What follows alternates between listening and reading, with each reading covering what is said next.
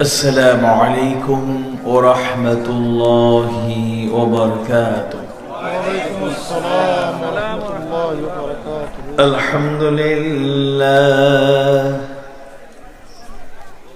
الحمد لله نحمده ونستعينه ونستغفره ونؤمن به ونتوكل عليه، وأشهد أن لا إله إلا الله وحده لا شريك له،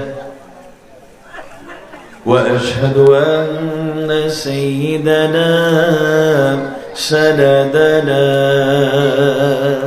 حبيبنا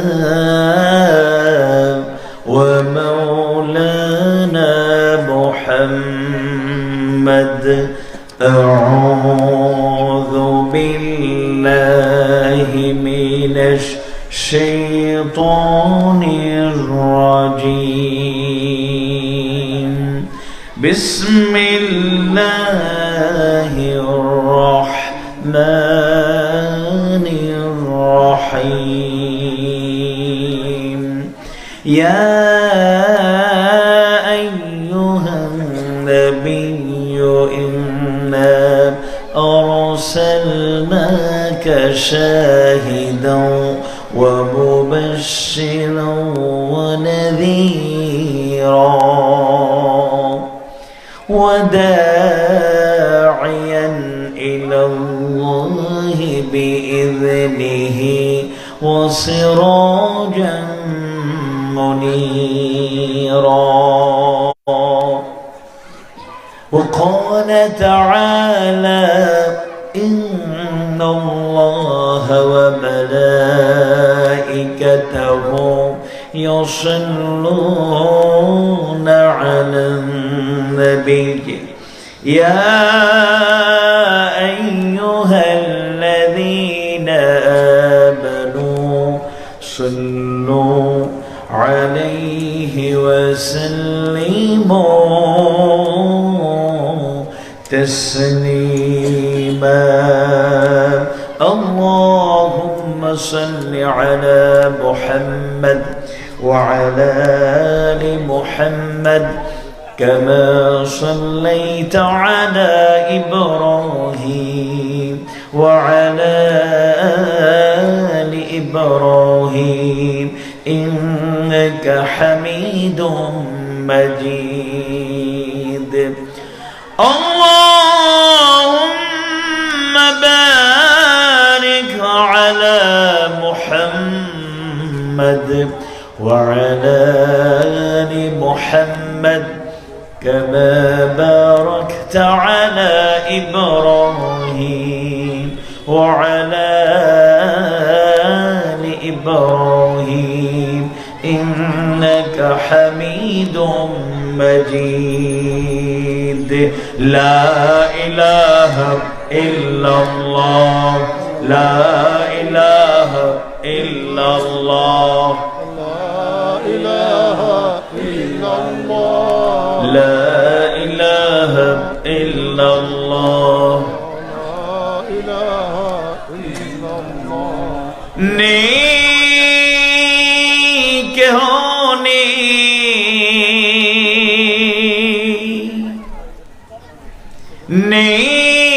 होने अल्लाह छाड़ा ला इलाहा इल्लल्लाह, ला इलाहा इल्लल्लाह, ला इलाहा इल्लल्लाह,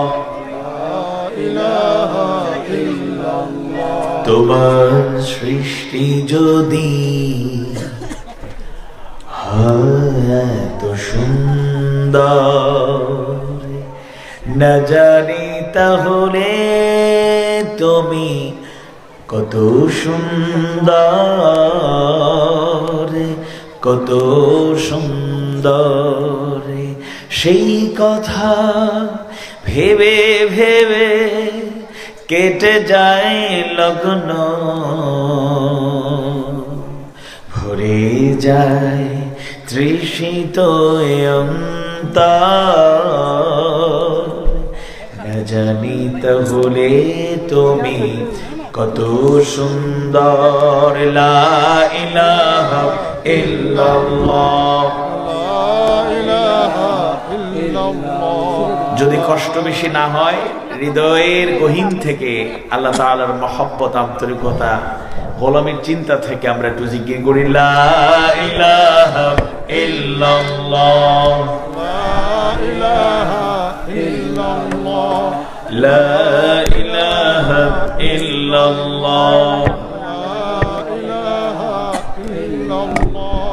যে মানুষ মানুষের বেদনায়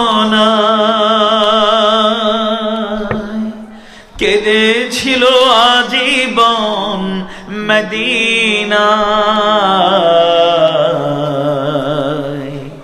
যে মানুষ মানুষের বেদনায় কেঁদেছিল আজীবন মদিনায়,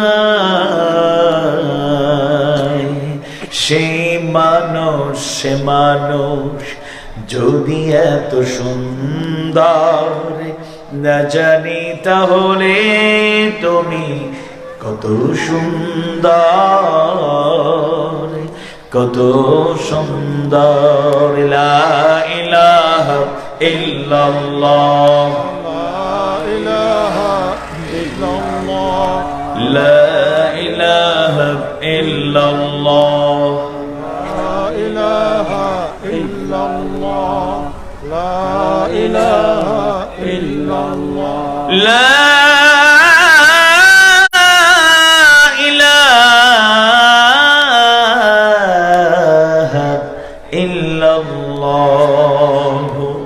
মুহাম্মাদুর রাসূলুল্লাহ সাল্লাল্লাহু আলাইহি ওয়াসাল্লাম।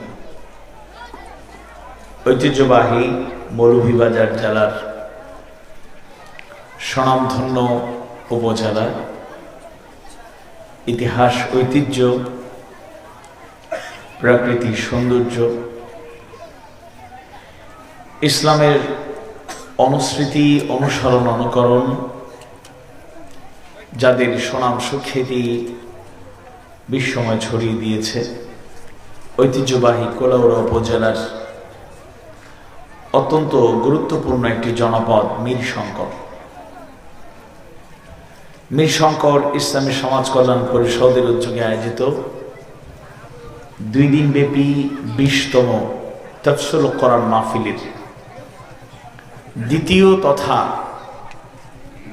সমাপনী রজনীর এই অধিবেশনে মোহতারাম সভাপতি, মীরশঙ্কর ইসলামী সমাজ কল্যাণ পরিষদের উপদেষ্টা, বিশিষ্ট আলেমে দ্বীন, ইসলামী চিন্তাবিদ মাওলানা লুৎফুর রহমান কায়েস সাহেব,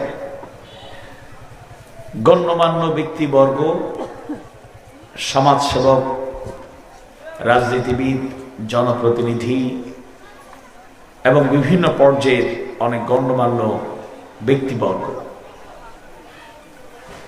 উপস্থিত পিতৃতুল্য সম্মানিত মুরব্বীবৃন্দ, একান্ত প্রিয় কচি কাঁচা আমাদের চাচ্চুরা, শিশু কিশোররা, আমাদের আত্মার আত্মীয়, প্রাণের স্পন্দন, তরুণ যুবক ভাইয়েরা, পর্দার আড়ালে পরম শ্রদ্ধা মা এবং বোনেরা, বাজারের সম্মানিত ব্যবসায়ী বৃন্দ, প্রশাসনের বিভিন্ন পর্যায়ে রেসপন্সিবল পার্সন, দায়িত্বশীল ব্যক্তিবর্গ, সাংবাদিক বন্ধুগণ, একঝাঁক ইসলামের দাওয়াত বিশ্বময় ছড়িয়ে দেওয়ার দৃঢ় প্রত্যয়ে অঙ্গীকারাবদ্ধ সত্য সুন্দরের পক্ষে যাদের আকস্মিক ভূমিকা,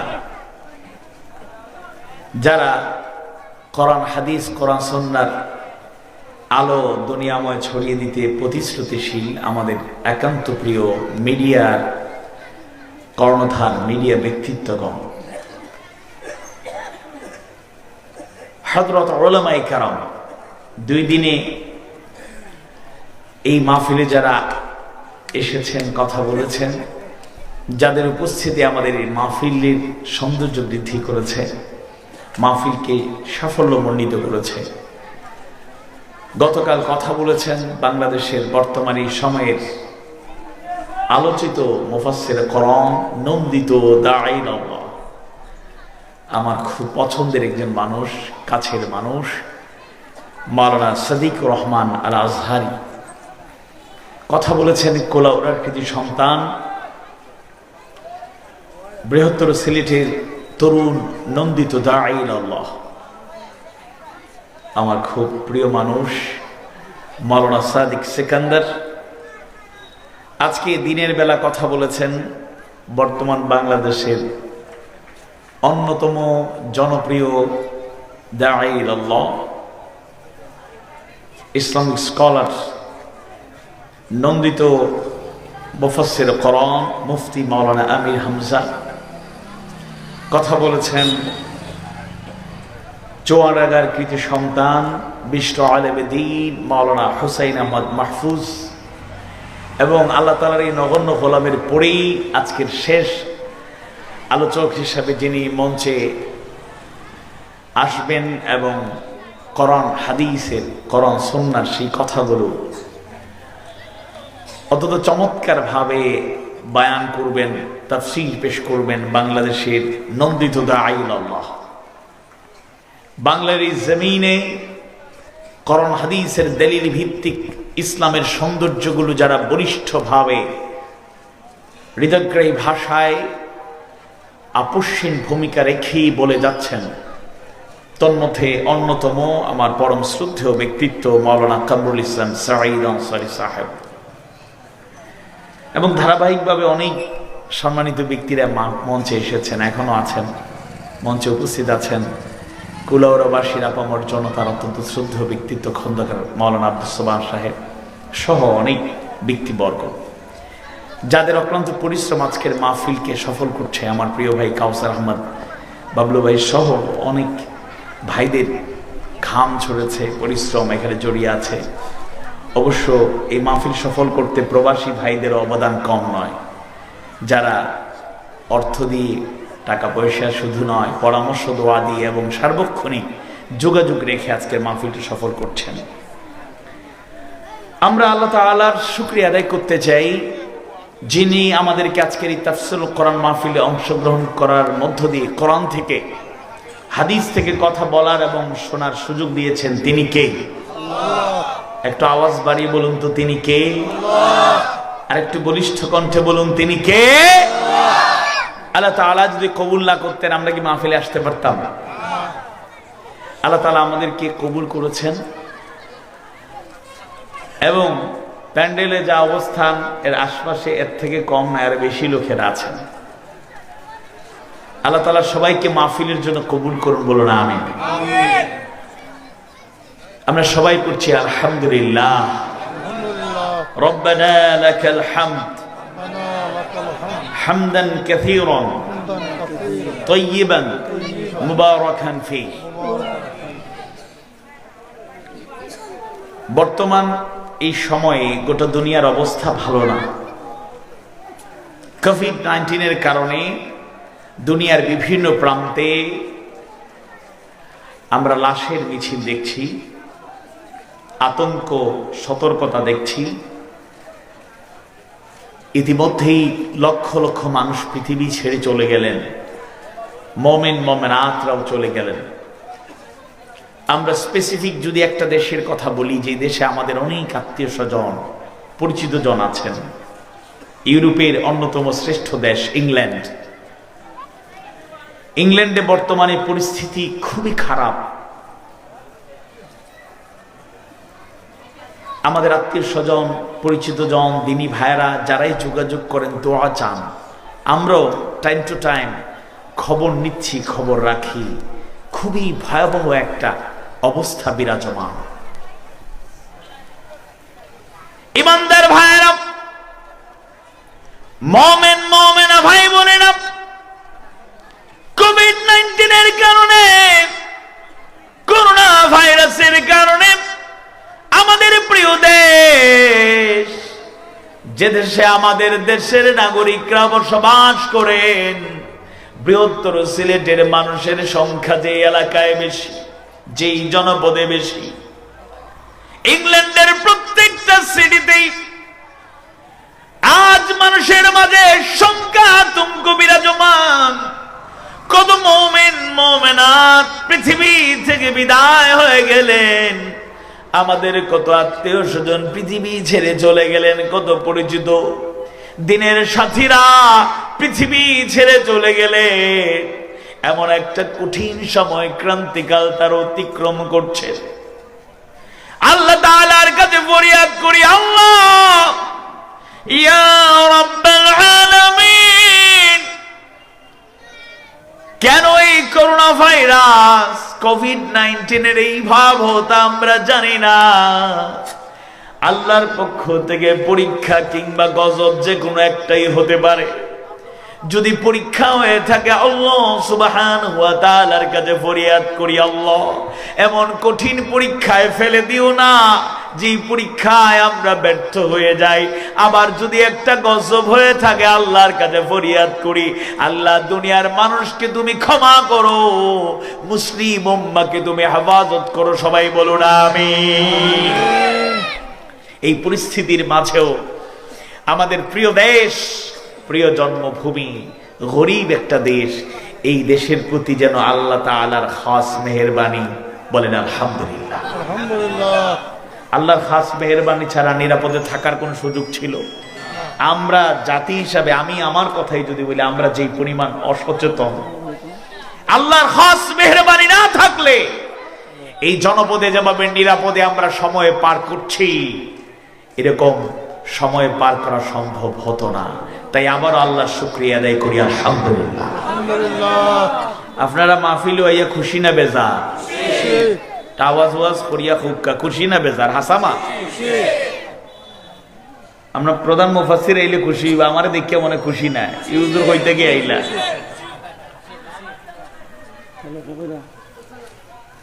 আপনারা মাহফিলের পক্ষে না বিপক্ষে? বিপক্ষে যারা একটা হাত তুলেন।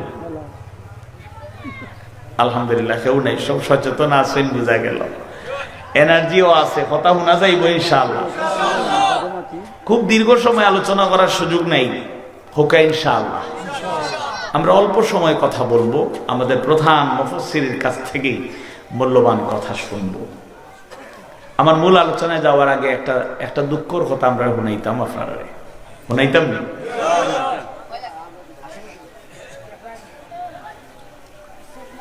আমরা সচেতন, আমরা মুসলিম, আবার এদেশের নাগরিক। আমরা দেশের খোঁজ খবর রাখি, মানুষের খোঁজ খবর রাখি, মাহফিলেরও খোঁজ খবর রাখি। কুমিল্লা লাকসাম উপজেলায় মাহফিলে একটি অনাকাঙ্ক্ষিত ঘটনা ঘটল। আমরা সিলেটের এক সম্পদ, সিলেটের কোম্পানিগঞ্জ তাইনোর বাড়ি। খুব কম সময়ে আলহামদুলিল্লাহ বাংলাদেশের মাঝে এবং সোশ্যাল মিডিয়ার মাধ্যমে গোটা দুনিয়ার একটা ভালো অবস্থা তৈরি হয়েছে। তাই তখন চিটাগং পড়ালেখা আমরা শাহজালাল জামিয়া ইসলামিক কামিল মাদ্রাসা পাঠানটুলা সিলেটও কিছুদিন করছেন। পরে IIUC international Islamic university of Chittagong পড়ালেখা করি, এখন চিটাং থাকুন। এবং চিটাং একটা ঐতিহ্যবাহী মসজিদের খাতিব, এবং বিয়া শাদিও আলহামদুলিল্লাহ চিটাগাং করছেন। চিটাগাংয়ের জামাই, আল্লাহর রহমতে তিনি আমাদের সিলেটের রত্ন। বলেন আলহামদুলিল্লাহ। শুধু আমাদের এলাকার লোক হিসেবে বলছি না, কোনো মাহফিলই এরকম আপত্তিকর আচরণ আমরা কামনা করি না। জনপ্রতিনিধি যারা, এরা রেসপন্সিবল পারসন, তারা আমাদের সম্মানিত ব্যক্তি, দায়িত্বশীল ব্যক্তি, তাদের কাছে আমরা দায়িত্বশীল আচরণ আশা করি। আল্লাহ রাসূল বলেছেন, কুল্লুকুম রাঈন ওয়া কুল্লুকুম মাসউলিন আন রাইয়াতিহি। তোমরা প্রত্যেকেই দায়িত্বশীল, আর প্রত্যেকের দায়িত্বের ব্যাপারে জবাবদিহিতা রয়েছে। মূলত এই জবাবদিহিতা কার কাছে? আল্লাহর কাছে। আমার যে ভাই, যে চেয়ারম্যান, মাহফিলে শুধু হট্টগোল সৃষ্টি করেন নাই, এমন এমন কথাবার্তা বলেছেন, এগুলো আমাদের দিলের মধ্যে কলিজার মধ্যে আঘাত দিয়েছে, যেটা কখনোই বরদাস্ত করা যায় না। আওয়াজ বাড়িয়ে বলুন ঠিক কিনা? এবং বাংলাদেশে কোন জনপ্রতিনিধি এরকম কথা কখনো বলেছে কিনা স্পষ্ট মনে নাই। যিনি স্পষ্ট তার বক্তৃতা দিতে গিয়ে মাহফিল থামিয়ে আলোচকের আলোচনা থামিয়ে বলেছেন, আমি গুন্ডা থেকে মাস্তান থেকে চেয়ারম্যান হয়েছি। এই কথা বলার মাধ্যমে তিনি গুম খুনের এবং এমন ভাবে হুঁশিয়ারি উচ্চারণ করলেন, এমন ভাবে থ্রেট করলেন, দায়িত্ব জ্ঞান সম্পন্ন কোন জনপ্রতিনিধি কোন চেয়ারম্যানের ভাষা এটা হতে পারে না। বলুন ঠিক কিনা?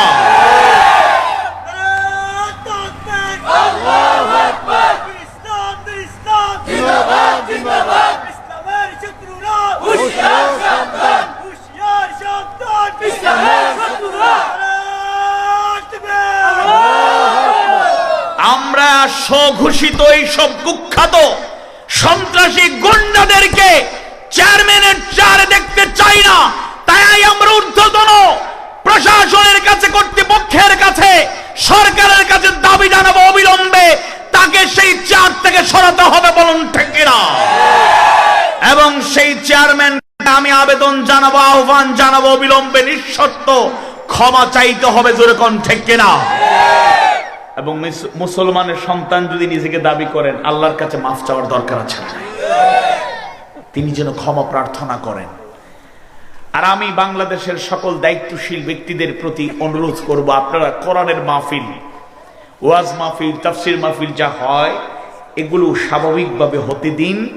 এগুলোর মাধ্যমে গোটা উম্মাহ, গোটা দেশবাসী আজকে উপকৃত হচ্ছে। বলেন আলহামদুলিল্লাহ। আপনারা কি দেখছেন না? আপনারা কি ভালো করে নজর দিচ্ছেন না?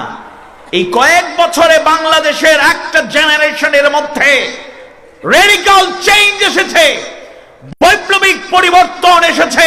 তারা হলো আমাদের ইয়ং জেনারেশন, তরুণ যুবক। আওয়াজ বাড়িয়ে বলুন ঠিক কিনা? যেই তরুণগুলো একসময় গ্রামে গঞ্জে, শহরে নগরে বিভিন্ন প্রান্তে কনসার্টের নেতৃত্ব দিত, অশ্লীলতা অপসংস্কৃতির চর্চা করত। আমরা বলি না গান বাজনা কনসার্ট অশ্লীলতা বন্ধ হয়ে গেছে, কিন্তু আজকে উল্লেখযোগ্য দিক আমরা ভালো করে অবজারভেশনে নিয়ে এসেছি এবং আমরা অবলোকন করছি। সেটা হলো অধিকাংশ ইয়ং জেনারেশন, তরুণ আজকে যুবকরা আজকে মাহফিলগুলোতেই অতপ্রতভাবে জড়িত। যেরকম আল্লাহু আকবার। আজকে যদি মাহফিলগুলো বন্ধ করে দেন, তাহলে এই যুবকের একটা বিশাল অংশ অপসংস্কৃতির দিকে, অশ্লীলতা বেহায়াপনার দিকে হয়তো ধাবিত হতে পারে। অবশ্য কিছু লোক কখনোই এটা চায় না, মাহফিলের পক্ষে কোনোদিনও না। মাহফিল শুনলে এদের মাথার মধ্যে কি যেন একটা সমস্যা তৈরি হয়ে যায়। আওয়াজ দিয়ে বলুন ঠিক কি? এরা সময় পেলেই মাহফিল বন্ধ করতে চায় এবং বক্তাদের কণ্ঠ স্তব্ধ করতে চায়। আমরা পরিষ্কার ভাষায় বলে দিতে চাই, এটা আল্লাহ তাআলার কিতাব থেকে আমরা কথা বলি। কিতাবুল্লাহ, কালামুল্লাহ। এই কোরআনুল কারীম কার কিতাব? আওয়াজ বাড়িয়ে বলুন কার কিতাব? আমরা তো তার কিতাব থেকে পাঠ করছি মাত্র, তেলাওয়াত করছি মাত্র, তার সরল অনুবাদ করছি মাত্র, ব্যাখ্যাগুলো মুফাসসিররা যা করে গিয়েছেন তা উপস্থাপন করছি মাত্র। আলহামদুলিল্লাহ। সুতরাং আমরা আমাদের বানানো কোনো কথা আমরা বলতে চাই না, পারিবারিক কোন ঐতিহ্যের বর্ণনা দিতে আসি না, পলিটিক্যাল কোন স্পিচ, রাজনৈতিক কোন বক্তৃতা দেওয়ার জন্য এই ময়দানগুলোতে আমরা আসি না, আল্লাহ তার রাসূলের কথা বলতে আসি। সুতরাং আপনারা জেনে রাখবেন, একটা কণ্ঠ যদি স্তব্ধ হয়ে যায়, এর বিপরীতে আর অগণিত অসংখ্য কণ্ঠকে তৈরি করে দেবেন কে? ইউরিদুনা লিইউতফিউ নূরাল্লাহ, ইউরিদুনা লিইউতফিউ নূরাল্লাহি বিআফওয়াহিহিম ওয়াল্লাহু মুতিম্মু নূরিহি ওয়ালাউ কারিহাল কাফিরুন। আল্লাহর ফয়সালা যদি অটুট থাকে, যতই ষড়যন্ত্র থাকুক, মুখের ফুৎকারে আল্লাহর দ্বীনের আলো, কোরআনের আলো, হাদিস সুন্নাহর আলো যারা নিভিয়ে দিতে চায়, আল্লাহর ফয়সালা যদি থাকে এটাকে অটুট রাখার, পৃথিবীর কোন শক্তি এটাকে থামিয়ে দিতে পারে না। যেরকম ঠিক কিনা? সাম্প্রতিক সময়ে বাংলাদেশের তরুণদের কলিজায় ঢুকে গিয়েছেন এবং তাওহীদি জনতাকে উদ্দীপ্ত করেছেন এক তরুণ মুফাসসির কোরআন, নন্দিত ইসলামিক স্কলার শেখ মিজানুর রহমান আজহারী। তাকে দেশে আসতে দেয়া হচ্ছে না, দেশ থেকে যেতে বাধ্য হয়েছেন। কিন্তু মাহফিল কি বন্ধ হয়ে গেছে? কিয়ামত পর্যন্ত বন্ধ হবে না, বলুন ইনশাআল্লাহ।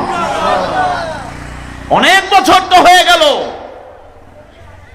তাফসীরুল কোরআন মাহফিল, যার তাফসীর, যার বয়ান, যার কোরআন হাদিসের হৃদয়গ্রাহী আলোচনায় তাফসীরুল কোরআন মাহফিল এই জমিনে প্রতিষ্ঠিত হয়েছে, তার কণ্ঠের তাফসীর হয়তো আপাতত বন্ধ, কিন্তু তার ছাত্ররা, তার উত্তরসূরিরা, তালেবে ইলমরা গোটা বাংলাদেশের প্রতিটি প্রান্তরে কোরআনের দাওয়াত পৌঁছে দিচ্ছে। পৃথিবীর কোন শক্তি আওয়াজকে স্তব্ধ করতে পারবে না, বলেন ঠিক কিনা? আর একটা কথা বলি, ওয়াজ মাহফিল, তাফসীর মাহফিল হলো দিনের দাওয়াতের একটা পদ্ধতি মাত্র, একমাত্র পদ্ধতি না, এটা একটা পদ্ধতি। আচ্ছা বলেন তো দেখি, যেই বক্তাকে আপনার এই মাহফিলে পান না, তার ওয়াজ কি শোনার সুযোগ আছে না নাই? আজকে ইউটিউবের যুগ, ফেসবুকের যুগ, সোশ্যাল মিডিয়ার বিপ্লবের যুগ, গ্লোবালাইজেশনের যুগে, ইন্টারনেটের যুগে, ইনফরমেশন টেকনোলজির যুগে একজন বক্তা মাহফিলে না আসলেও তার কথা শোনার সুযোগ আছে না নাই? আওয়াজ বাড়িয়ে বলুন, আছে না নাই? সুতরাং এইসব কার্যক্রম আপনারা বন্ধ করুন, আল্লাহ তাআলা বোঝার তৌফিক দিন, বলুন আমিন। আমি আপনাদের সামনে কোরআনুল কারীমের গুরুত্বপূর্ণ একটি সূরা, 33তম সূরা আল আহজাব, এর 45 এবং 46 নম্বর আয়াতে কারিমা থেকেই কিছু কথা বলতে চাই, যদি আমাদের মাবুদ আমাদেরকে তৌফিক দেন। সবাই বলুন আমিন। আল্লাহ তৌফিক না দিলে কথা বলা যাবে? আল্লাহ তৌফিক না দিলে কথা শোনা যাবে? আওয়াজ বাড়িয়ে মনে শোনা যাবে? আমি একটা অনুরোধ করবো, অনেক লোকেরা দাঁড়িয়ে আছেন, একটু কষ্ট করে কোরআনের মাহফিলে বসুন। কোরআনের মাহফিলে বসে শোনার মজা আলাদা নাকি আলাদা নয়? আর একটু জিকির করুন, লা ইলাহা ইল্লাল্লাহ, লা ইলাহা ইল্লাল্লাহ, সুবহানাল্লাহ ওয়াল হামদুলিল্লাহ, লা ইলাহা ইল্লাল্লাহ, সুবহানাল্লাহ ওয়াল হামদুলিল্লাহ, لا إله إلا الله، لا إله إلا الله،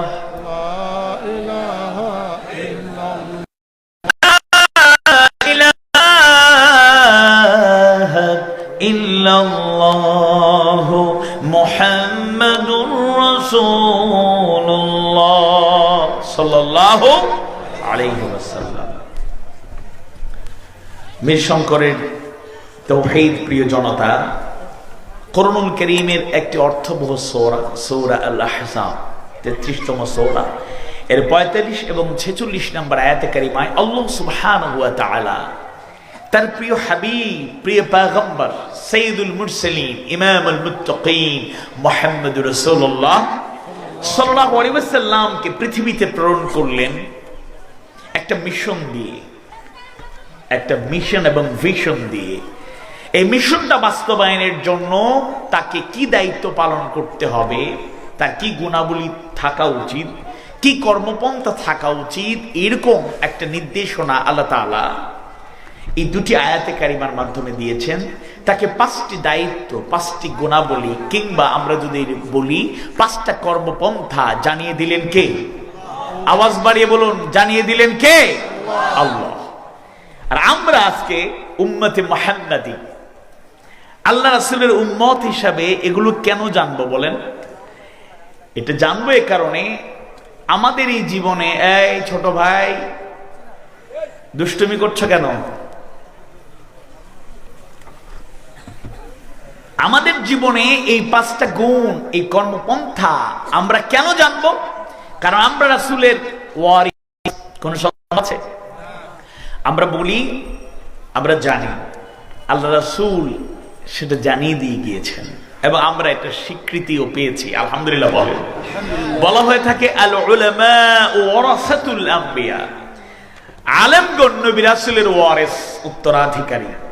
তবে এ ব্যাপারে আমাদের ধ্যান ধারণা হলো, যারা মাদ্রাসা থেকে ইলম অর্জন করেন, কামেল পাশ করেন, দাওরে হাদিস পাশ করেন, তারাই আলেম। যারা ইমাম খতিব তারাই আলেম, যারা মাদ্রাসার উস্তাদ তারাই আলেম, যারা ওয়াজ করেন তারাই আলেম, যারা মুফাসসির তারাই আলেম, যারা দাঈ ইলাল্লাহ তারাই আলেম। এটা ভুল ধারণা।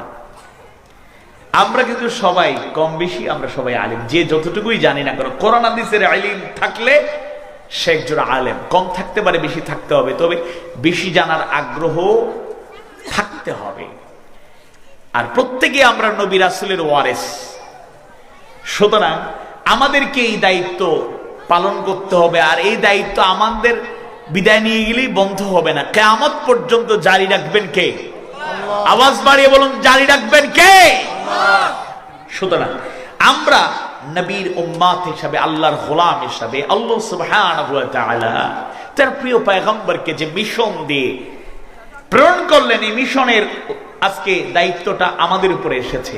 কিয়ামত পর্যন্ত যারা কোরআনকে অনুসরণ করবে, হাদিস সুন্নাহকে মেনে চলবে, আল্লাহর গোলাম দাবি করবে, রাসূলের উম্মত দাবি করবে, তাদেরকে এই কাজগুলো অব্যাহত রাখতে হবে। তাই আজকে আপনাদেরকে একটু স্মরণ করিয়ে দেব আল্লাহ রাসূলের সেই 5টি দায়িত্ব, 5টি গুণাবলী কিংবা 5টি কর্মপন্থা, যেগুলো আমাদের অনুসরণ অনুকরণ করা দরকার এবং আমাদের জীবনের সর্বোচ্চ চর্চা থাকা দরকার। আল্লাহ তাআলা তৌফিক দিন, বলুন আমিন। আউযু বিল্লাহি মিনাশ শাইতানির রাজীম। বিসমিল্লাহির রাহমানির রাহিম। ইয়া আইয়ুহান নাবিয়্যু ইন্না আরসালনাকা শাহিদান ওয়া মুবাশশিরান ওয়া নাযীরা وداعيا إلى الله بإذنه وسراجا منيرا। الله سبحانه وتعالى قرآن الكريমের 33তম সূরা আল আহজাবের 45-46 নম্বর আয়াতে কারিমায় তার নবীকে উদ্দেশ্য করে জানায় দেন, ইয়া আইয়ুহান নবী, হে নবী, ইন্না আরসালনাকা শাহিদা, আমি আপনাকে প্রেরণ করেছি শাহিদান, শাহিদ হিসাবে, সাক্ষী হিসাবে, ওয়া মুবাশশিরান, মুবাশশির সুসংবাদদাতা হিসাবে, ওয়া নাযীরা, নবীর হিসাবে, সতর্ককারী হিসাবে, ওয়া দাঈয়ান ইলাল্লাহি বিইযনি, আল্লাহর অনুমতি ক্রমে তার দিকে আহ্বানকারী হিসাবে। সুবহানাল্লাহ। ওয়া সিরাজান মুনীরা, আর আলোকোজ্জ্বল বাতি হিসাবে, এমন বাতি যে বাতি থেকে আলো ছড়িয়ে পড়ে। জোরে বলুন আল্লাহু আকবার। আল্লাহ সুবহানাহু ওয়া তাআলা তার প্রিয় পয়গম্বরকে উদ্দেশ্য করে এমন 5টা কর্মপন্থা, এমন 5টা দায়িত্ব অর্পণ করলেন, এমন 5টা গুণ অর্জনের নির্দেশ প্রদান করলেন, যা বাস্তব জীবনে বিশ্ব নবীর জীবনকে যদি জানার চেষ্টা করি, আল্লাহ রাসূল তার জীবনে শতভাগ বাস্তবায়ন করেছেন। সুবহানাল্লাহ। 1 নাম্বার দায়িত্ব আল্লাহ রাসূলকে দিলেন আল্লাহ সুবহানাহু ওয়া তাআলা। 1 নাম্বার হলো শাহিদান, তিনি শাহিদ, তিনি সাক্ষী, উইটনেস, সাক্ষী, উইটনেস।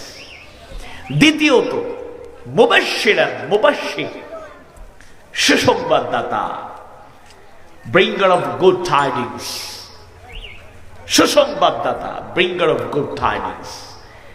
তৃতীয়ত ওয়া নাযীরা, নাযীর, সতর্ককারী, ওয়ার্নার, সতর্ককারী, ওয়ার্নার।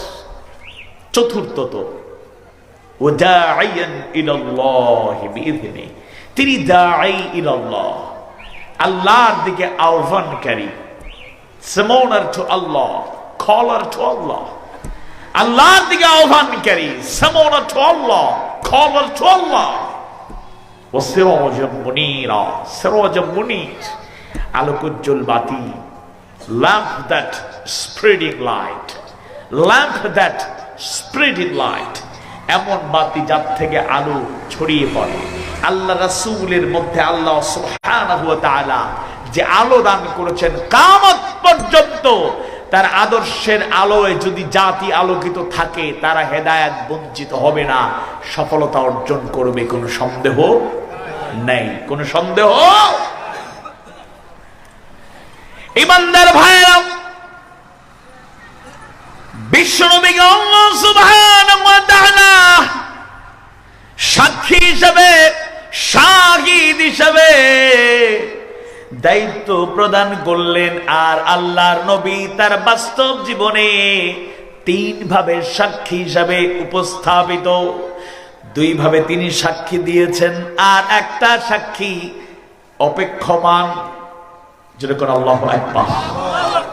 ব্যক্তিগত ভাবে তিনি দুনিয়াতেই বেঁচে থাকতে দুই ভাবে সাক্ষী দিয়েছেন। এক হলো কওলি, তিনি কথার মাধ্যমে ইলমুল ওয়াহির যে বাণী তার কাছে এসেছে, যখন যে বাণী এসেছে কিতাবুল্লাহ, কালামুল্লাহ, আল্লাহর সেই বাণী, সেই কিতাবের কথাগুলো ওই জাতির কাছে আল্লাহ রাসূল পৌঁছে দিয়েছেন। মৌখিকভাবে কওলি, কথার মাধ্যমে তিনি সাক্ষী হিসেবে উপস্থাপিত হলেন। দ্বিতীয়ত তিনি সাক্ষী দিলেন ফাইলি ওয়া আমালি, শুধু কথার মাধ্যমে নয়, তার কাজ এবং আমলের মাধ্যমে। যেরকম সুবহানাল্লাহ, আল্লাহর যত নির্দেশ, মানার যত আদেশ, আল্লাহর রাসূলের জীবনে তা 100% তিনি মেনেছেন। আর আল্লাহ যা নিষেধ করেছেন, যা কিছু বর্জন করা হারাম করেছেন, বর্জন করার তাগিদ দিয়েছেন, আল্লাহ রাসূল তার থেকে পুত পবিত্র ছিলেন, বর্জন করেছেন। আল্লাহু আকবার। আর তৃতীয়ত তিনি সাক্ষী দেবেন, সেটা হলো কিয়ামত সংঘটিত হয়ে যাওয়ার পরে হাশরের ময়দানে আল্লাহ রাসূলের সুপারিশ, আল্লাহ রাসূলের সাক্ষী দরকার আছে না নাই? আওয়াজ বাড়ি বলুন, দরকার আছে না নাই? দুই ভাবে তিনি সাক্ষী হিসাবে, শাহিদ হিসাবে তার আদর্শের সুন্দর প্রতিচ্ছবি উপস্থাপন করে গেলেন। আর কিয়ামত সংঘটিত যখন হয়ে যাবে, আদম আলাইহিস সালাম থেকে শুরু করে কিয়ামত পর্যন্ত এই দুনিয়ায় যারা আসবে, পৃথিবী ধ্বংস হয়ে যাওয়ার পরে, কিয়ামত সংঘটিত হয়ে যাওয়ার পরে হাশরের ময়দানে সবাইকে উত্থিত করা হবে। এমন কঠিন পরিস্থিতি সৃষ্টি হয়ে যাবে, ভয়াবহ অবস্থা তৈরি হয়ে যাবে। সেদিন সবাই নফসি নফসি করতে থাকবে, কেউ কাউকে চিনবে না। এই দুনিয়ায় সন্তানের জন্য বাবা মায়ের চাইতে আপন আর কে হতে পারে? ওই দিন পরম শ্রদ্ধা ভাজন বাবা জান তার সন্তানকে চিনবে না।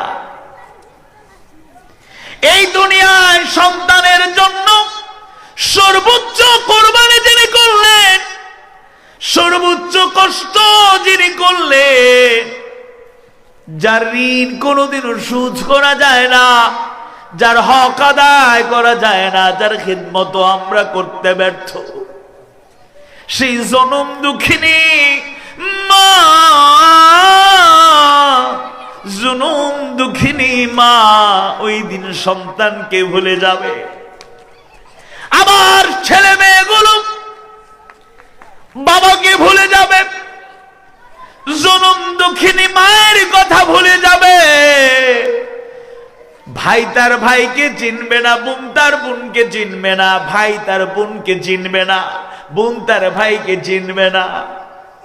পরম প্রিয়তম স্বামী তার স্ত্রীকে চিনবে না, প্রিয়তম স্ত্রী তার স্বামীকে চিনবে না। আত্মীয় স্বজন সেদিন কেউ কাউকে চিনলেও চেনা না চেনার যদি আমরা সীমা লঙ্ঘন করি, اليوم نختم على أفواههم وتكلمنا أيديهم وتشهد أرجلهم بما كانوا يكسبون الله أكبر অন্যকে সাহায্য করার দূরের কথা আমার অঙ্গ প্রত্যঙ্গ আমার বিরুদ্ধে দাঁড়াবে যদি আমি অমান্য করি আল্লাহর আদেশ, আমি রাসূলের আদর্শ ছাড়া অন্য কোথাও ছুটে বেড়াই। আল্লাহ আল্লাহ আল্লাহ, তুমি ওই দিন আমাদেরকে সাহায্য করো, আল্লাহ বলে না আমি। এমন পরিস্থিতি হবে, এমন পরিস্থিতি হবে চুল ছাড়া বিশ্লেষণ। দুনিয়ার আদালতে ইনসাফ আদল নাও থাকতে পারে, মিথ্যা কথাবার্তা, মিথ্যা মামলা, মিথ্যা সাক্ষী, মিথ্যাচারের কারণে নিরপরাধ মানুষ অপরাধী হতে পারে, অপরাধী মানুষ সুযোগ সুবিধা পেয়ে নিরপরাধ হয়ে যেতে পারে। আওয়াজ পারি বলুন ঠিক কিনা? আল্লাহর আদালতে কোনো ব্যতিক্রম ঘটবে না। প্রকাশ্যে গোপনে, সামনে পিছনে, দিনের আলোতে রাতের অন্ধকারে, জনসম্মুখে কিংবা গোপনে গোপনে যাই করেন সব সেদিনে প্রকাশিত হয়ে যাবে কার কাছে? فَمَن يَعْمَلْ مِثْقَالَ ذَرَّةٍ خَيْرًا يَرَهُ وَمَن يَعْمَلْ مِثْقَالَ ذَرَّةٍ شَرًّا يَرَهُ। এমন পরিস্থিতি সৃষ্টি হয়ে যাবে এই দুনিয়ায় যারা পরিমাণ, অনুপরিমাণ, সূক্ষ্মাতির সূক্ষ্ম পরিমাণ নিজ চোখে দেখা হয়তো যায় না, চশমা দিয়েও দেখা যায় না, মাইক্রোস্কোপ যন্ত্রের ব্যবহারে, অনুবীক্ষণ যন্ত্র দিয়ে যার অস্তিত্ব পাওয়া যায়, এমন ক্ষুদ্রাতি ক্ষুদ্র পরিমাণ যদি কোনো ভালো আমল আমাদের থাকে, ওই দিন হাসরের ময়দানে উন্মোচিত হয়ে যাবে, প্রকাশিত হয়ে যাবে। প্রকাশ করবেন কে?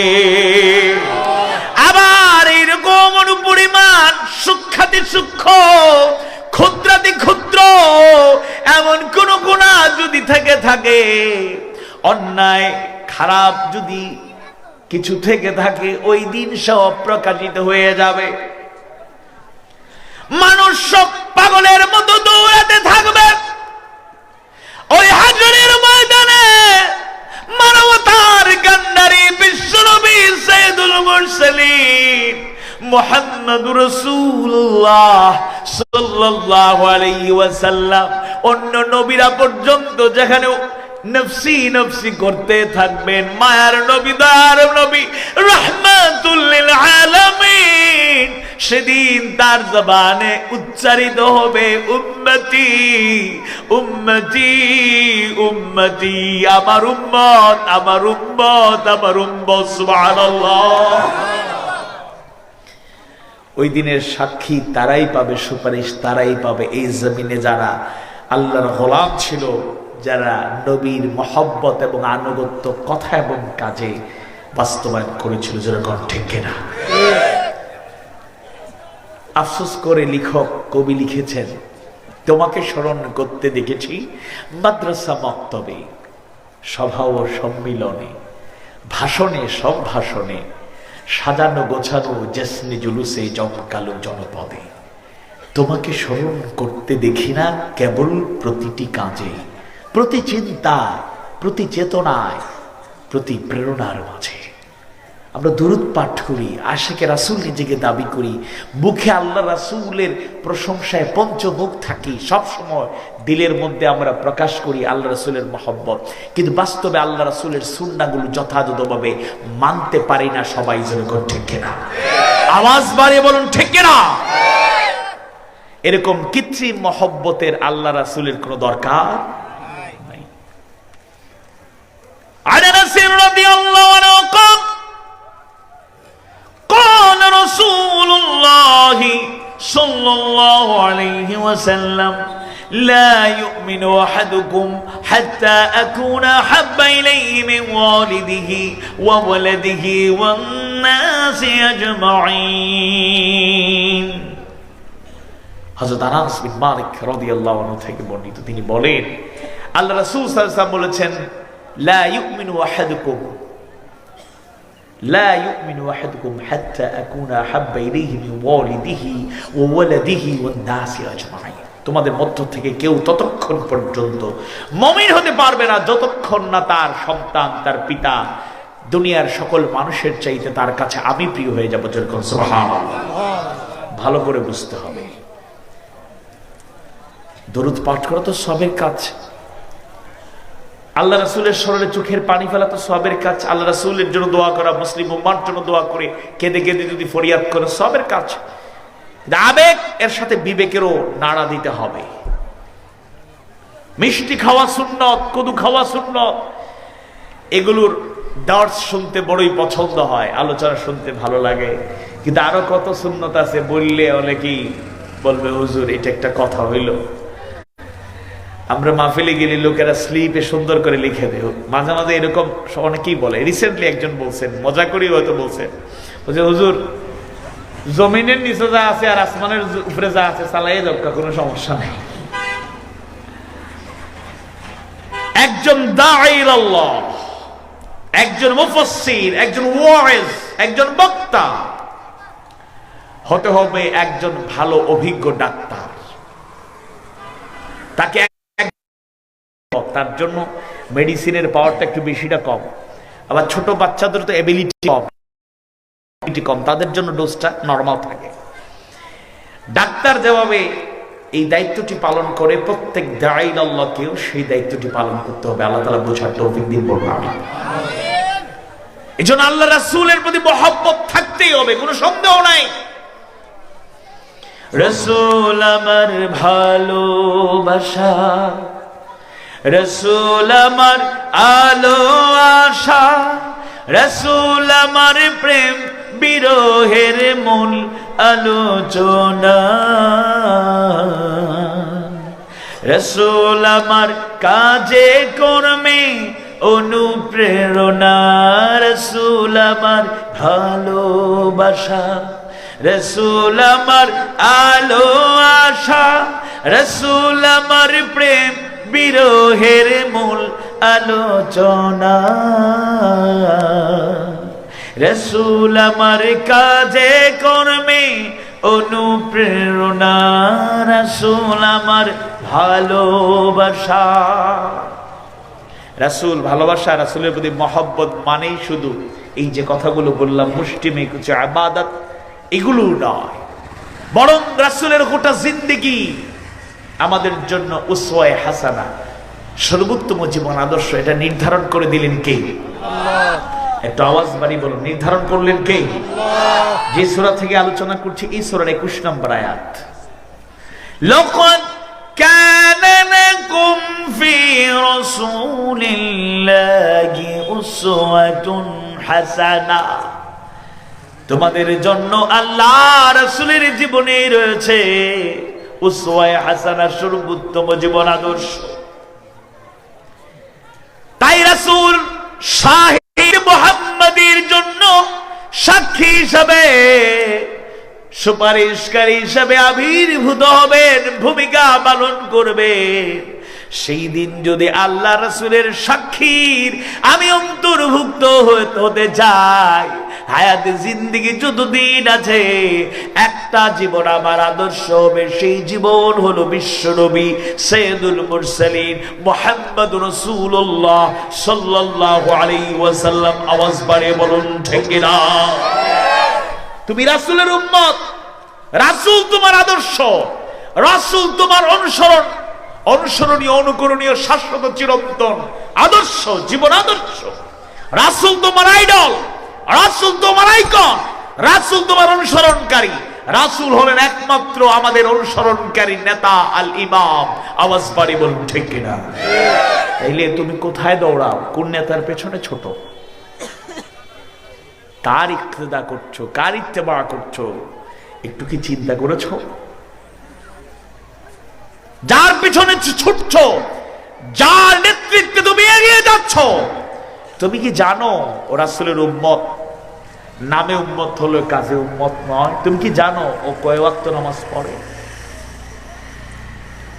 তুমি এমন লোককে নেতা বানাতে পারো না, আপনি এমন লোককে নেতা বানাতে পারেন না যে নেতার সাথে আদর্শের মিল নেই, যে নেতা নামাজ পড়ে না, রোজা রাখে না, হজ করে না, যাকাত দেয় না, আল্লাহ তার রাসূলের প্রতি ভালো বিশ্বাস নাই, তাদের সাথে মুসলমানের কোন সম্পর্ক, আওয়াজ বাড়ি বলো, সম্পর্ক।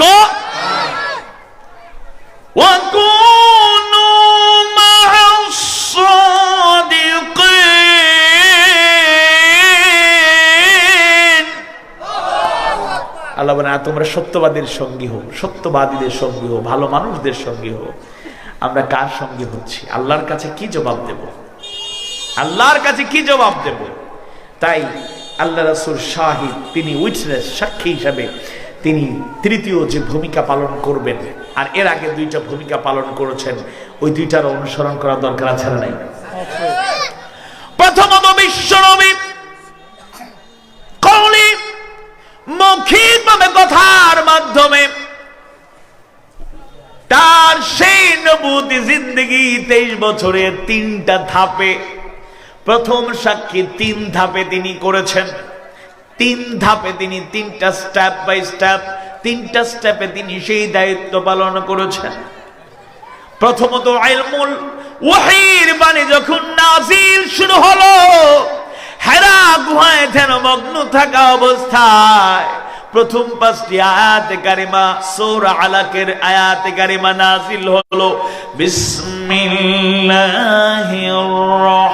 রহমানির রহিম, ইকরা বিসমি রাব্বিকাল্লাযী খালাক, খালাকাল ইনসানা মিন আলাক, ইকরা ওয়া রাব্বুকাল আকরাম আল্লাযী আল্লামা বিল কলম, আল্লামাল ইনসানা মা লাম ইয়ালাম। আল্লাহু আকবার। ইলমুল ওয়াহির বাণী নাযিল হয়ে গেল। আল্লাহর ফয়সালার আলোকে বিশ্বনবী শাহিদ হিসাবে, সাক্ষী হিসাবে প্রথম ধাপে 3টা বছর পর্যন্ত, 3টা বছর পর্যন্ত গোপনে গোপনে দাওয়াত দিলেন। ফয়সালা ছিল কার? নিকটাত্মীয় কাছের মানুষদের কাছে তিনি দাওয়াত দিলেন। আবু বকর সিদ্দিক রাদিয়াল্লাহু আনহুর মতো একান্ত বন্ধুর মতো লোক কাছের মানুষকে দাওয়াত দিলেন। আলী বিন আবি তালিব রাদিয়াল্লাহু আনহু কিশোর একজন মানুষ, কিশোর বয়সে তাকেও দাওয়াত দিলেন বিশ্বনবী। এবং প্রথম যিনি দাওয়াত পেলেন তিনি বাইরের কেউ নন, প্রথম যিনি দাওয়াত পেলেন তিনি বাহিরের কেউ নন, বরং নিজের ঘরের নিজের স্ত্রী হযরত খাদিজা রাদিয়াল্লাহু আনহা। জোরে বলুন সুবহানাল্লাহ। আর আমরা এখনো অনেক ছোট ছোট ভাই আছে সন্তানদের কাতারে, অনেকে আছেন আবার বিবাহিত যুবক মুরব্বীরাও আছেন। একটু বালা করে খেয়াল করুক।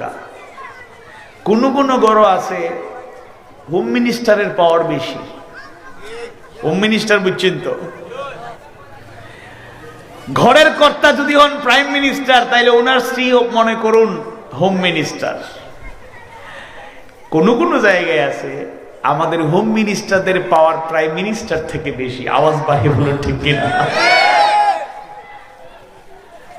বাচ্চারাও ছোটবেলা থেকে দেখে আব্বার যে পাওয়ার আম্মার দেখা যায় তার থেকে বেশি। ভাই কমাই আছে না? নাই, সব জায়গা নাই। নিঃসংকরিতা সমস্যা নাই, কিছু কিছু আছে। অগ্রাধিকার দিবেন। নারীদের তো মর্যাদা আল্লাহ তাআলা দিয়েছেন। জোরে বলুন সুবহানাল্লাহ। আল্লাহ রাসূল বাবার চাইতে মায়ের মর্যাদা বেশি দিয়েছেন না কম দিয়েছেন? কয় গুণ বেশি? আল্লাহু আকবার। কিন্তু একটা পরিবার চলে, আমি এই কথাটা বলছি এই কারণে, কারণ এটা তো আমাদের জীবনের সাথে মিলাতে হবে। আমাদের তো এখন আমাদের অনুসরণ করতে হবে এই কথাটি। বাংলাদেশের অনেক বক্তাই, আমাদের একজন মজা করে আলোচনা করেন, তিনি একবার আলোচনা করতে গিয়ে বললেন নারীরা, মহিলারা, মোমেনারা আমাদের পছন্দ করে না। দুইজন বক্তার নাম বললেন, দুজনই পরিচিত, তার কথা এবং আরেকজন বক্তার কথা। এই দুইজন বক্তার কথা মহিলারা মোটেও পছন্দ করেন না। পছন্দ করে মিজান আজহারের কথা এত চমৎকার করে মোলায়েম ভাষায়। তো উনার ভাষায় উনি বললেন যে আসলে মিজান আজহারির মতো এরকম মোলায়েম ভাষা, মনোমুগ্ধকর, চিত্তাকর্ষক, হৃদয়গ্রাহী ভাষা দিয়ে মূলত তাদের মনের রোগ যেটা রুহানি চিকিৎসাটা হয়, আর আমরা চিকিৎসা করি সরাসরি ক্যান্সারের অপারেশন করি, এজন্য একটু কড়া কড়া কথা হয়ে যায়। যাই হোক, আমি এই কথা বলার পেছনে একটা মূল উদ্দেশ্য হল, আপনি একটু খেয়াল করুন আল্লাহ রাসূলের জীবনটা, আল্লাহ রাসূলের দাওয়াতটা শুরু হয়েছে ঘর থেকে। জোরে কোন আল্লাহ। নতুন চাকরি করছে, বিয়ে করলো, এবার বোনদের প্রতি বলবো চাহিদাটা একটু লিমিটে রাখবেন। চাহিদা থাকবে লিমিটেড, আনলিমিটেড যেন না হয়। আমার কথা কিটা বোঝা যায়নি? অনেক যুবকরা অবৈধ উপার্জন শুরু করে বিয়ে করার পরেই, কারণ ওয়াইফকে, প্রিয়তমা স্ত্রীকে তো খুশি রাখতে হবে। আমার একমাত্র সুইট স্ত্রী, হ্যাঁ স্ত্রীকে মহব্বত করেন, সুইটি বলেন আর যাই বলেন বলেন, কিন্তু আমি অনুরোধ করব বোনদেরকে, আপনার টেক কেয়ার, আপনার তত্ত্বাবধান একজন উদীয়মান তরুণ চাকরিজীবী ব্যবসায়ী বা উপার্জনকারী লোককে হালাল পথে রুজি করাবে। আর আপনি বেশি চাপ দিলে, আপনার চাহিদা যদি বেশি থাকে, তাহলে ওই ভাইটি বিপদগামী হওয়ার আশঙ্কা আছে না নাই? আওয়াজ বাড়ায় হোক, আছে না নাই? গরম আইল লাগে কিলা আইও, কিছু মহিলা হল আছেন, আপনার এলাকাতে আছেন কিনা জানি না, আপনারা তো গড় তাহই না, খবরও পাইতা না, মুরব্বী হলে পাইবা, শ্বশুর শাশুড়ি হিসাবে তারা তাহর দ্বারা পাইবা। আইও কইবা ভাবি দেখছেন নি এই জামাটা আপনার ভাইও তো কালকে গিফট করলো, আল্লাহর বান্দায় বুঝইল না, খালি গিফট আর গিফট, একটা বোনাস পাইলেও গিফট, কিচ্ছু একটা টাকা অতিরিক্ত রুচি হইলেও খালি গিফট। ও এক মাসের ভিতরে 4-5টা গিফট করি, আল্লাহ হোক কাছানি, তা ভালো লাগেনি তো মাগবো, ভাবি আপনার বিয়াত কত বড়ি শুনে আছি, কম হলে আল্লাহ আপনার ভাই তো বাক্কা দনি, তা কি ঠকাই লিছেন আপনার? ইলা কুটলামি করার মতো মানুষ মিরশঙ্কর আসেননি, আল্লাহ এরা হেদায়েত খোরকা হোকা।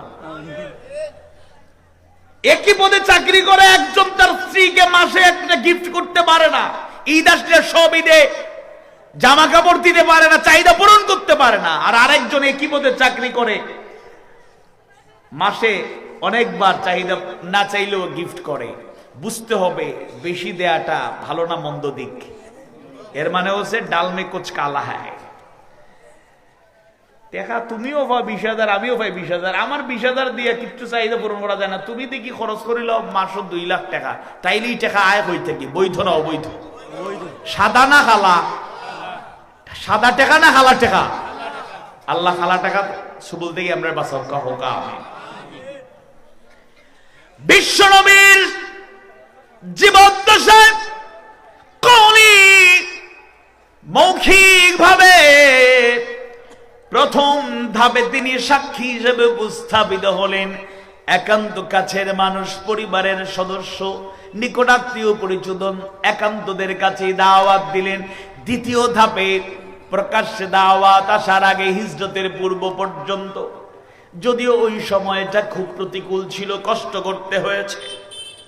যেই মানুষটাকে, যে বিশ্বনবীকে আরবের মানুষগুলো আস-সাদিক সত্যবাদী হিসেবে গ্রহণ করেছিল, যেই বিশ্বনবীকে আল আমিন বিশ্বস্ত হিসেবে স্বীকৃতি দিয়েছিল, প্রকাশ্যে দাওয়াত শুরু হওয়ার পরে এমন প্রতিকূল পরিস্থিতি সৃষ্টি হয়ে গেল, বিশ্বনবী সালাত আদায় করতে গিয়া সিজদায় যখন অবনত হয়েছেন, পিঠের মধ্যে এমন ভারী বস্তু চাপিয়ে দেয়া হলো, শ্বাস প্রশ্বাস বন্ধ হয়ে যাওয়ার উপক্রম হয়েছিল। নাউযুবিল্লাহ। সেই দাওয়াতি কাজের মিশন হিসেবে আল্লাহর গোলামীর দাওয়াত দেওয়ার জন্য, আখিরাতের মুক্তির সেই সুন্দর পথনির্দেশনা জানানোর জন্য, সিরাত মুস্তাকিমের পথে আহ্বান জানানোর জন্য তায়েফের ময়দানে বিশ্বনবীর উপর যে নিষ্ঠুর নির্যাতন হলো, যে ঘটনা যতবার শুনি, যতবার পড়ি, যতবার স্মরণে হয়, দিলের মধ্যে, অন্তরের মধ্যে কষ্ট আছে না না? এরপরও তার মিশন তিনি অব্যাহত রেখেছেন। ওই তায়েফের মানুষরা রূঢ় আচরণ করেছে, বিশ্বনবীর পবিত্র দেহখানা রক্তাক্ত করলো। বিশ্বনবী একবারও বদুয়া করেন নাই, বরং তাদের জন্য হেদায়েতের দোয়া করলেন। জোরে কোন সুবহানাল্লাহ।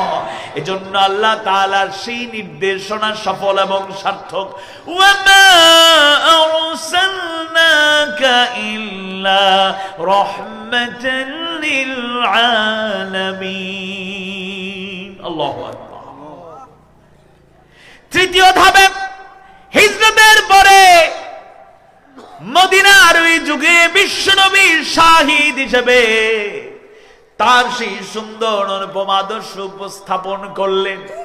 এই মক্কা, যে মক্কা থেকে বের করে দেয়া হলো, অষ্টম হিজরিতে আবারও আল্লাহর ফয়সালায় তারা মক্কায় ফিরলেন। মক্কার যে মানুষগুলো প্রচন্ড বিরোধী ছিল, নেতা কর্মী শুদ্ধা অধিকাংশ লোকেরাই হেদায়েতের আলোয় আলোকিত হয়ে গেল। কবুল করে নিলেন কে? আওয়াজ বাড়ি বলুন, কবুল করলেন কে? আল্লাহ রাসূল সাক্ষী হিসাবে তিনি কওলি তিনটা ধাপে কাজটা করলেন। দ্বিতীয়ত, তিনি ফাইলি ও আমালি যে ভূমিকা পালন করলেন, এটা অতুলনীয়। যেরকম সুবহানাল্লাহ। আল্লাহর রাসূলের জীবদ্দশায় একটা কথা, এমন কথা বলেন নাই যা পূর্বে তিনি আমল করেন নাই। সুবহানাল্লাহ, সুবহানাল্লাহ। আমরা তো, আল্লাহ আমাদের মাফ করুন, আমরা বলি বেশি, আমল হয় কিনা আল্লাহু আলাম। আল্লাহ কথার কাজে তুমি আমাদের মিল দাও, বলেন আমিন। আওয়াজ বাড়িয়ে বলো না আমিন। ইয়া আইয়ুহাল্লাযীনা আমানু লিমা তাকুলুনা মা লা তাফআলুন।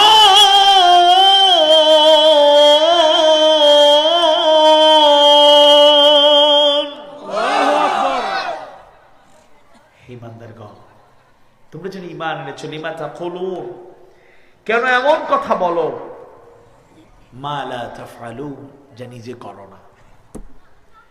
আমরা দাওয়াতের দিনের ময়দানে যারা আছি খুব ভয় পাই যে মিথ্যা বললে কিংবা যা বলছে আমল না করলে জিবা কাটা আছে না নাই। কঠিন অবস্থা। আমি একটা রূঢ় বাস্তবতা আপনাদের সামনে তুলে ধরতে চাই। যেভাবে মাহফিলে বাধা দেয়া হচ্ছে, আপত্তিকর অবস্থা সৃষ্টি করা হচ্ছে, এটা দুঃখজনক। আল্লাহ তাআলা সবাইকে বোঝার তৌফিক দিন, বলুন আমিন। আবার আমাদের মধ্যে কিছু লোক আমরা আছি যারা হিদায়াতের নিয়তে আলোচনা করার চাইতে নিজের ব্যক্তিত্ব, জনপ্রিয়তা, গ্রহণযোগ্যতা, পরিচিতি বাড়ানোর জন্যই মশগুল। আওয়াজ দিয়ে বলুন ঠিক কিনা? এরকম অনেক লোক আছে। এই মাহফিল তো একটা দলের জন্য নয়, একটা গোষ্ঠীর জন্য নয়। কোরআন যেভাবে হুদাল লিন্নাস ও বাইয়িনাতিন মিনাল হুদা ওয়াল ফুরকান, এই কোরআন গোটা মানবতার জন্য হেদায়েত। জোরে কোন আল্লাহু আকবার। যদিও সবাই হেদায়েত পায় না, হুদাল লিল মুত্তাকিন, তাকওয়াবানরা মুত্তাকিরা হেদায়েত পায়। জোরে কোন আল্লাহু আকবার।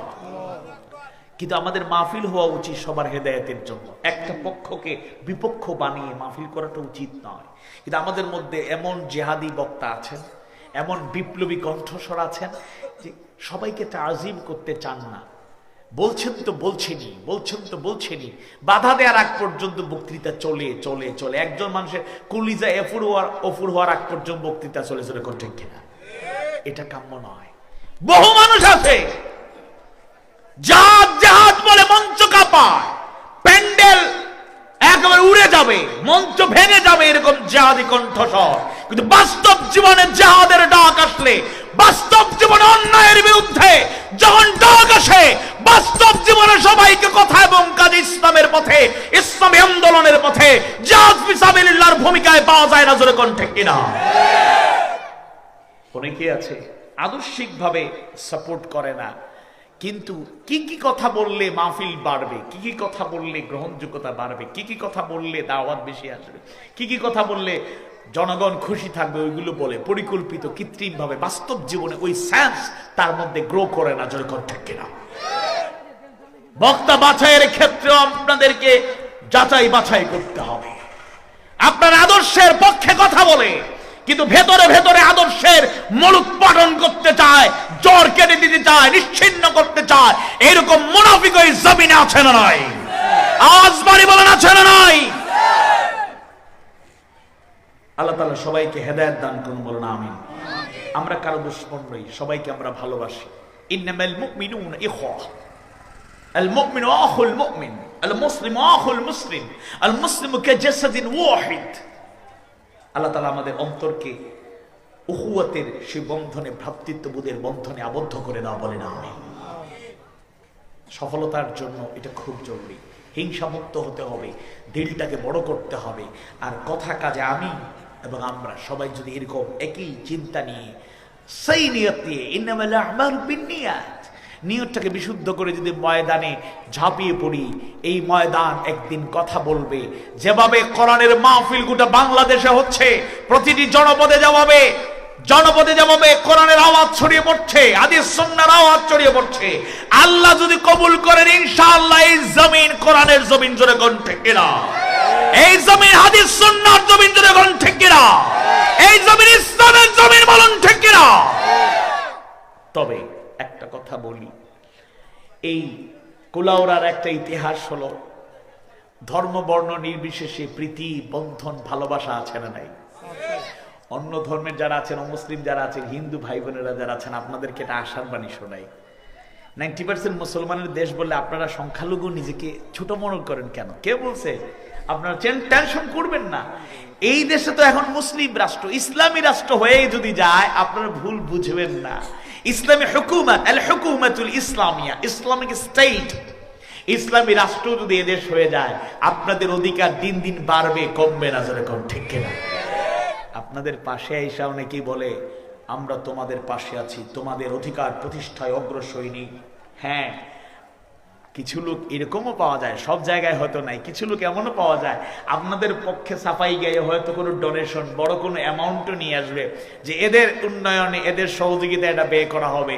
10% আপনারা পাইছেন কিনা সন্দেহ, 90% মামুদের পকেটে থেকে যায়, যেরকম ঠিক কিনা? ইসলাম একমাত্র ইনসাফ আর আদলের প্রতীক। Islam is the best religion in the world. Inna ad-din 'inda Allah al-Islam. এই দিনকে, ইসলামকে মনোনীত জীবন ব্যবস্থা হিসেবে কবুল করেছেন কে? মানবতার কথা বলে সকল ধর্মের অধিকার ইসলামে আছে না নাই?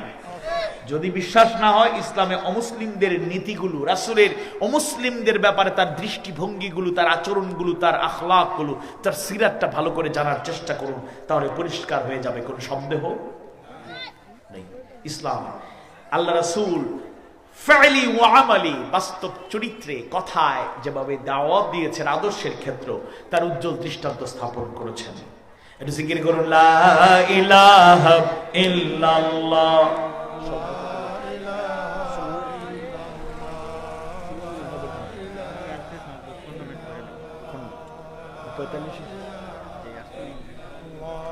সুবহানাল্লাহ ওয়ালহামদুলিল্লাহ, লা ইলাহা ইল্লাল্লাহ, লা ইলাহা ইল্লাল্লাহ, লা ইলাহা ইল্লাল্লাহ, লা ইলাহা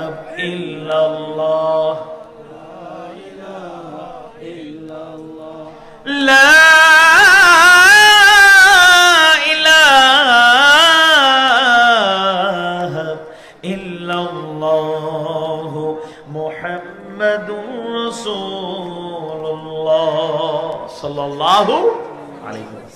আপনাদের কষ্ট হচ্ছে?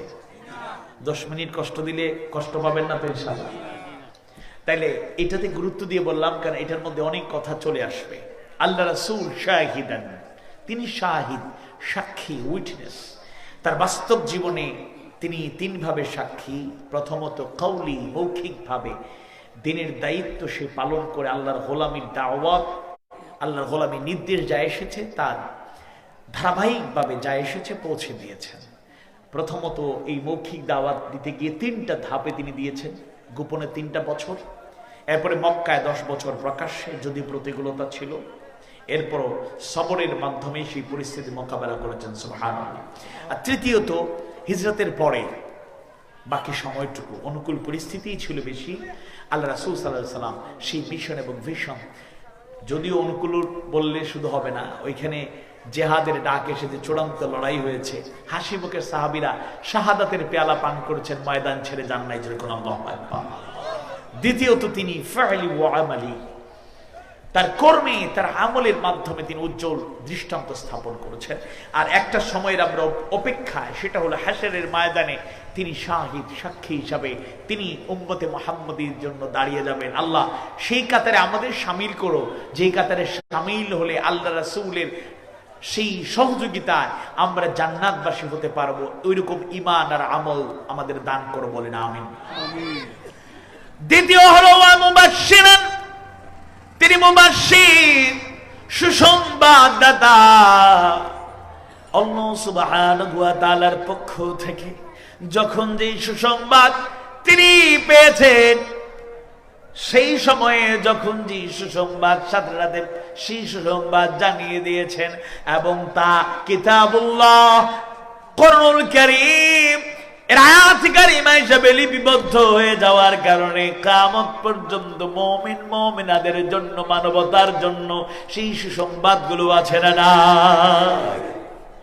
যেমন একটা সুসংবাদের কথা বলি, সূরা সাফ 10 থেকে 13 নম্বর আয়াত কারিমায় আল্লাহ সুবহানাহু ওয়া তাআলা কত সুন্দর করে নির্দেশনা জানায় দেন, মুক্তির পথ, শান্তির পথ আমাদের জন্য, মুনাফা আমাদের জন্য, পুরস্কারের ঘোষণা জানায় দেন। আউযু বিল্লাহি মিনাশ শাইতানির রাজীম। ইয়া আইয়ুহাল্লাযীনা আমানু হাল আদুল্লুকুম আলা তিজারাতিন তুনজিকুম মিন আযাবিন আলীম তুমিনুনা বিল্লাহি ওয়া রাসূলিহি ওয়া তুজাহিদুনা ফি সাবিলিল্লাহি বিআমওয়ালিকুম ওয়া আনফুসিকুম যালিকুম খায়রুল লাকুম ইন কুনতুম تعلمون يغفر لكم ذنوبكم ويدخلكم جنات تجري من تحتها الأنهار ومساكن طيبة في جنات عدن ذلك الفوز العظيم وأخرى تحبونها نصر من الله وفتح قريب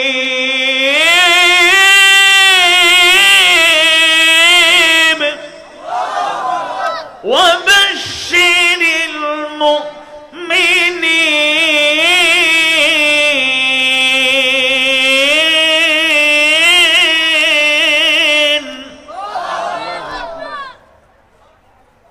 এমন এক ব্যবসা সন্তান আল্লাহ দিলেন না, বললেন পুঁজি হলো 2টা, মুনাফা 4টা। আল্লাহু আকবার। আল্লাহ তার রাসূলের প্রতি ঈমান আনতে হবে, আল্লাহর পথে জানমাল দিয়ে জিহাদ করতে হবে। মুনাফা 4টা। 1, আখিরাতের মুনাফা, তুনজিকুম মিন আযাবিন আলীম, জাহান্নামের মর্মন্তুদ আযাব থেকে রক্ষা পেয়ে যাবে। ওয়া ইউদখিলকুম জান্নাতিন তাজরি মিন তাহতিহাল আনহার, আর এমন জান্নাতে প্রবেশ করানো হবে যার তলদেশ দিয়ে ঝর্ণা ধারা প্রবাহিত। আল্লাহু আকবার। দরকার আছে না নাই? দরকার আছে না নাই? দুনিয়াতে 2টা পুরস্কার, ইয়াগফির লাকুম যুনুবাকুম, তোমাদের গুনাহ খাতা মাফ করে দেওয়া হবে।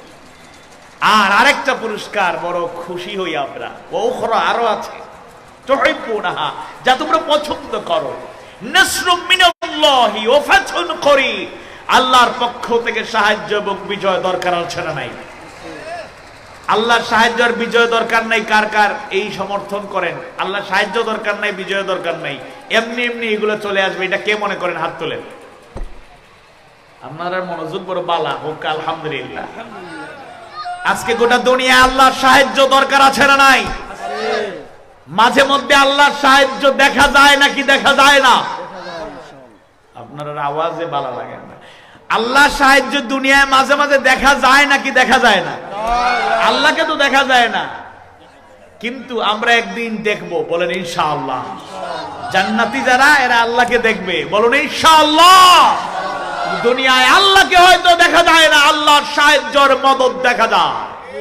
সাম্প্রতিক সময়ে পার্শ্ববর্তী দেশ মিয়ানমার, বার্মা, অবিসংবাদিত নেত্রী অং সান সুচি, যার নেতৃত্বে, যার ইশারায়, যার নির্দেশে সেনাবাহিনী তার বাহিনীগুলো মুমিনের উপর অকথ্য নির্যাতন চালালো, লক্ষ লক্ষ মুমিনাদেরকে দেশান্তরিত করলো, অসংখ্য